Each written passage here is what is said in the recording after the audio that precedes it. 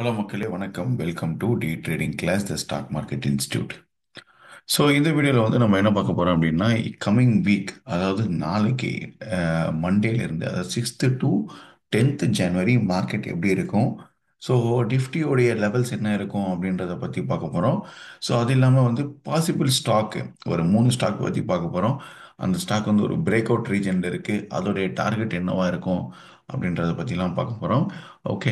So நீங்கள் வந்து first time நம்ம சேனல் வரீங்கன்னா மறக்காமல் நம்ம சேனலை சப்ஸ்கிரைப் பண்ணுங்கள். ஏன்னா நாங்கள் ஸ்டாக் மார்க்கெட் ரிலேட்டடான வீடியோஸ் ரெகுலராக பண்ணிட்டு இருக்கோம். ஸோ கண்டிப்பாக உங்களுக்கு யூஸ்ஃபுல்லாக இருக்கும். கூடவே அந்த பெல் ஐக்கனை ப்ரெஸ் பண்ணுங்கள், அப்போ தான் நான் ரெகுலராக போகிற வீடியோ உங்களுக்கு வரும். ஓகே. ஸோ லேட்டஸ்ட்டாக வந்து பார்த்தீங்கன்னா சைனாவில் அகெயின் வந்து ஒரு கோவிட் வைரஸ் அவுட் பிரேக் இருக்குது அப்படின்னு சொல்லியிருக்காங்க. பட் எக்ஸ்பர்ட்ஸ் எல்லாம் என்ன சொல்கிறாங்கன்னா, இதை பற்றி நீங்கள் ஒரி பண்ண வேணாம். இது வந்து பார்த்தீங்கன்னா it can harm childrens below 5 years தான். பட் பெருசாக ஒன்றும் ஒரி பண்ண வேணாம் அப்படின்ற மாதிரி சொல்லியிருக்காங்க. பட் இது வந்து லைக் ஸோ ஆல்மோஸ்ட் வந்து இது ப்ராப்ளம் இல்லைன்னு சொல்கிறதுனால நமக்கு வந்து பெருசாக மார்க்கெட்டில் ரியாக்ஷன் இருக்காது. பட் எனி இஷ்யூஸ் அரைஸ் ஆச்சுனாலும் நமக்கு வந்து பெரிய டிராஸ்டிக்கான டிஃப்ரென்ஸ் இருக்கும். ஓகே, நிஃப்டி லெவல்ஸ் பார்த்துடலாம். ஸோ நிஃப்டி லெவல்ஸை பொறுத்தவரையிலும் லைக் ஃபிபனோசியில் லாஸ்ட் ரேஞ்சிலேருந்து திருப்பி ரீட்ரேஸ் ஆகுது. ஓகே. ஸோ மார்க்கெட் வந்து பார்த்தீங்கன்னா லைக் இப்போ நான் வச்சுருக்கிறது weekly chart. So weekly chart last week வந்து ஒரு பாசிட்டிவில் தான் முடிஞ்சிருக்கு. ஓகே. ஸோ எக்ஸ்பெக்டிங் வந்து இந்த வீக் வந்து என்ன ரேஞ்ச் இருக்கும் அப்படின்னா, ஒரு ரெஸ்டன் ஜோனாக 25,000 வந்து ஒரு பெரிய ரெஸ்டன் ஜோனாக இருக்குது. கரண்ட்டாக மார்க்கெட் வந்து 24,000 இருக்குது.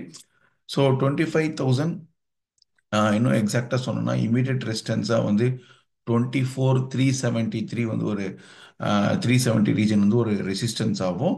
ஸோ ஃபர்தராக மார்க்கெட் மூவ் ஆகும்போது 24,500, தென் 24,800 வந்து ஒரு பெரிய ரெசிஸ்டன்ஸாக இருக்கும். அதை கிராஸ் பண்ணும் பட்சத்தில் 25,000 இதெல்லாம் ரெசிஸ்டன்ஸ் லெவல்ஸ். ஓகேங்களா. ஸோ 24 லைக் 300 ஒன்று, தென் 24,500 ஒன்று, தென் 24,800 இதெல்லாம் இமீடியட்டாக இருக்கிற ரெசிஸ்டன்ஸ் ஜோன்ஸ். ஓகே. ஸோ கண்டிப்பாக அது பிரேக் ஆச்சு அப்படின்னா ஸோ ஃபர்தராக 25,000 மார்க்கெட் ரீச் ஆகிறதுக்கான பாசிபிலிட்டிஸ் இருக்குது. ஓகேங்களா. ஸோ டவுன் சைடில் சப்போர்ட்னு சொல்லும்போது உங்களுக்கு 23,500 வந்து ஒரு ஸ்ட்ராங்கான சப்போர்ட். ஓகே. ஸோ 23,500 இல்லை 23,660, தென் 23,500 ஒரு ஸ்ட்ராங்கான சப்போர்ட். அதுக்கு கீழே வந்து பார்த்தீங்கன்னா உங்களுக்கு 23,250, 200 ரேஞ்சில் வந்து பார்த்தீங்கன்னா ஒரு சப்போர்ட் ஜோன் இருக்குது. ஸோ இந்த ஜோனுக்குள்ளே தான் மார்க்கெட் வந்து எக்ஸ்பெக்டட் டு ட்ரேட். ஓகேங்களா. ஸோ இதுதான் வந்து கம்மிங் வீக்கான அனாலிசிஸ். ஸோ 6 to 10th வரலும் இருக்கிற ரேஞ்சில் கண்டிப்பாக வந்து இந்த ஜோனில் தான் மார்க்கெட் இருக்கும். ஓகேங்களா.